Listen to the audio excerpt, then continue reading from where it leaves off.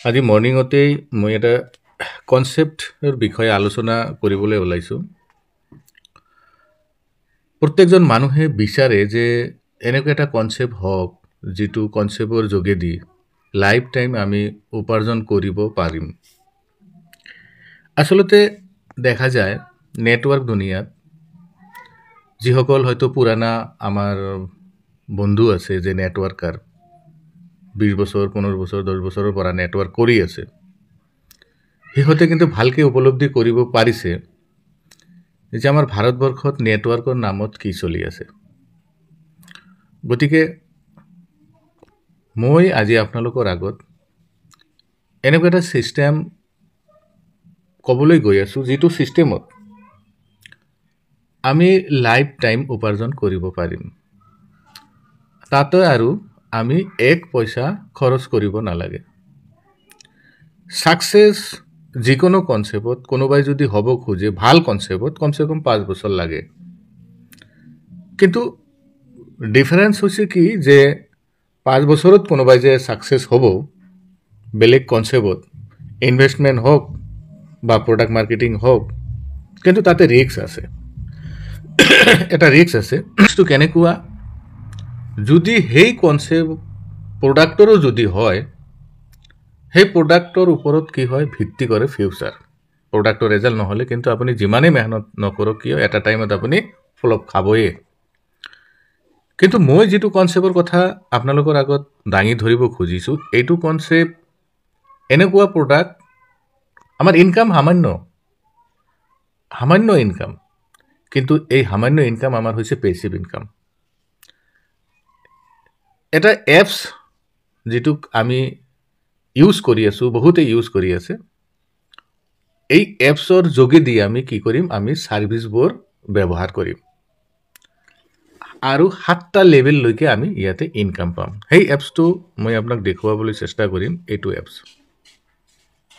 Apps হয় ছাৰ্চপে। আপুনি play ষ্টৰত যাই ছাৰ্চপে পাই যাব, অসুবিধা নাই। কিন্তু ৰেফাৰ কোডত আহিলে কি হয়? আপোনাৰ বিজনেছ গ্ৰ' হোৱাৰ এটা পচিবিলিটি থাকে। এই ছাৰ্চপে এটা এনেকুৱা এটা মানে ছাৰ্ভিচৰ বাবে লৈ আহিছে, ইয়াতে মাত্ৰ আমি ছাৰ্ভিচৰ কাৰণে ইউজ কৰিব পাৰিম। বিভিন্ন ছাৰ্ভিচ ভেৰাইটিজ, মোবাইল ৰিচাৰ্জৰ পৰা flight ticket, train ticket, shopping et cetera বহুত কিবাকিবি ইয়াতে আছে আৰু 7টা লেভেললৈকে ইয়াতে ইনকাম আছে ভেৰাইটিজ ধৰণৰ। তাতে এডভান্স আমি কেতিয়াবা পইচাও আমি ল'ব পাৰোঁ, কেতিয়াবা আমাৰ পৰ্যায় হিচাপে আমি লোন ল'ব পাৰোঁ। সেই লোন কিন্তু আমি কোনো ইণ্টাৰেষ্ট দিব নালাগে আৰু সেই লোনো আমি কিন্তু পৰিশোধ কৰিব নালাগে, কাৰণ আমাৰ ইনকামৰ পৰাই লাহে লাহে কাট খাই থাকে, সম্পূৰ্ণ নলয়, কিছু কিছু কৰি লৈ থাকে।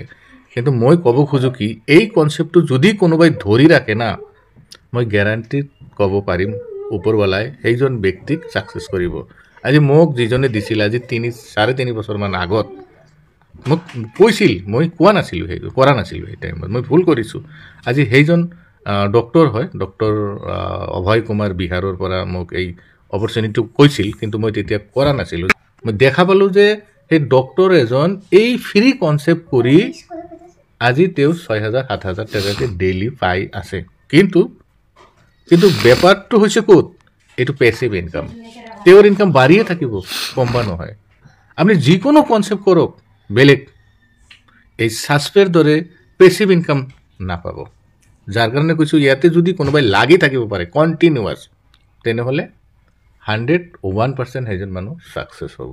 গতিকে এনেকুৱা কনচেপ্ট মানুহে হয়তো ভাবে যে ফ্ৰী কনচেপ্ট, ইয়াতেনো কি হ'ব, কি পাম, কিন্তু লাগি থাকিলে কৈছে না যে মাগি খাব নালাগে। তেনেকুৱাই মই অলপ চিৰিয়াছ হৈছোঁ কেইমাহৰ পৰা। বৰ্তমান হয়তো মোৰ 15 টকা 20 টকা পাৰ ডে এনেকুৱা এটা আহি আছে। মই জানো অহা 2-3 বছৰ মেহনত কৰাৰ পিছত মই কমেও ইয়াতে ডেইলি বেচিছ কমচে কম 300, 400, 500 টকা এটা অহা আৰম্ভ হ'ব।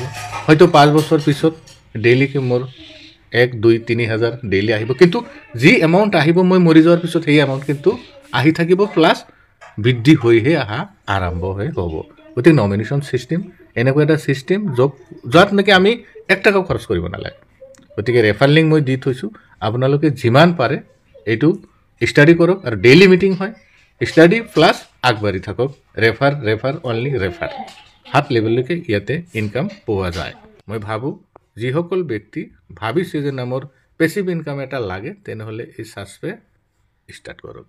ইয়াতে বহুত ছাৰ্ভিচ আছে, বহুত ছাৰ্ভিচ, মোবাইল ৰিচাৰ্জ কওক, টিভি ৰিচাৰ্জ কওক, পোষ্টপেইড কওক, ইলেক্ট্ৰিচিটি কওক, শ্বপিং কওক, travels, insurance, LPG gas, FASTag, insurance, LIC, আপোনাৰ লেণ্ডলাইনৰ বা ব্ৰডবেণ্ড এনেকুৱাতো আছেই, কেবল টিভিও আছে, EMI, ইলেক্ট্ৰিচিটি এইবিলাক আছে। তাৰ লগত কিন্তু শ্বপিঙো অলৰেডি আহি গ'ল, নিজে শ্বপিং পৰ্টেলো ষ্টাৰ্ট হৈছে। গতিকে আমি বেষ্ট এটা প্লেটফৰ্ম পাইছোঁ। ইয়াতে খালি লাগি থাকিব লাগে, বেলেগ পইচা ইয়াতে আমি খৰচ কৰিব নালাগে। ইয়াতে আমি পইচাবিলাক পাওঁ, ট্ৰেনজেকশ্যনত ৰেগুলাৰ হিচাপে আহি আছে, হিষ্ট্ৰী ক'ত ক'ত আপুনি ৰিচাৰ্জ কৰিলে পাব পইচা, বা যি কৰে ছাৰ্ভিচ, প্ৰত্যেক ছাৰ্ভিচৰ পৰাই নিজে চেল্ফ ইনকামো পাব, প্লাছ টিমৰ পৰাও ইনকাম পাব আপ টু 7 লেভেললৈকে। গতিকে জাষ্ট ফ্ৰী কনচেপ্ট, যিমান ৰেফাৰ কৰিব সিমান আমি বেছিকৈ ইনকাম পাই থাকিম। আৰু যি একবাৰ ইয়াতে ৰিচাৰ্জ কৰিব মই ক'ব পাৰোঁ সেইজন মানুহ কৰিয়ে থাকিব লাইফ টাইম, বা যিয়ে একবাৰ ছাৰ্ভিচটো ইউজ কৰিব, যিকোনো ক্ষেত্ৰত হওক, লাইন বিলেই হওক বা মোবাইল ৰিচাৰ্জেই হওক, টিভি ৰিচাৰ্জেই হওক, ইলেক্ট্ৰিচিটি বিলেই হওক, যিকোনো ক্ষেত্ৰত। Thank U.